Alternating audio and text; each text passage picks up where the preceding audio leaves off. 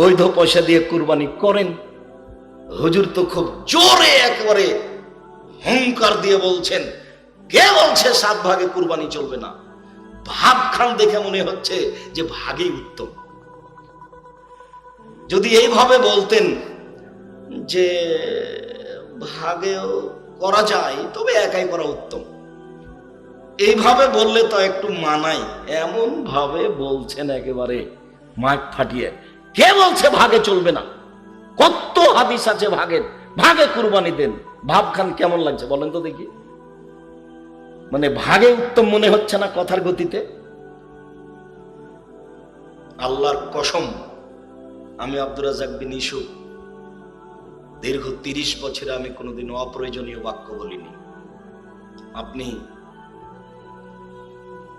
কুরবানি ফতোয়া ও মাসাইল মাওলানা আব্দুল্লাহ কাফি আল কুরাইশি পড়ে দেখেন, ওখানে উনি লিখেছেন একটি গরুতে 7টি অংশগ্রহণ করবে 7টি পরিবার। এরকম কোন হাদিস আমি আব্দুল্লাহ কাফি আল কুরাইশি জানি না।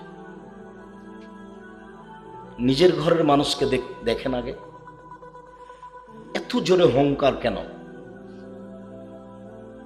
আমি ওইভাবে বলিনি, আমি বলেছি 7 জন চলে, 7 পরিবার চলে না। 7 পরিবারের হাদিস নেই। আর ফতোয়া একটু বিবেচনা করে দিতে হয়, একটু পড়তেও হয়। আমি কম জানি এ কথাই ঠিক, তবে 97 সাল থেকে আমি ফতোয়া লিখি। আমার ফতোয়া লিখা কাজ। আমি আব্দুর রাজ্জাক বিন ইউসুফ দিনের খিদমতে মানুষ হিসাবে জীবন বাজি রেখে চেষ্টা চালিয়ে যাচ্ছি। মানুষ ভুলের ঊর্ধ্বে নই, কোথাও ভুল থাকতেও পারে।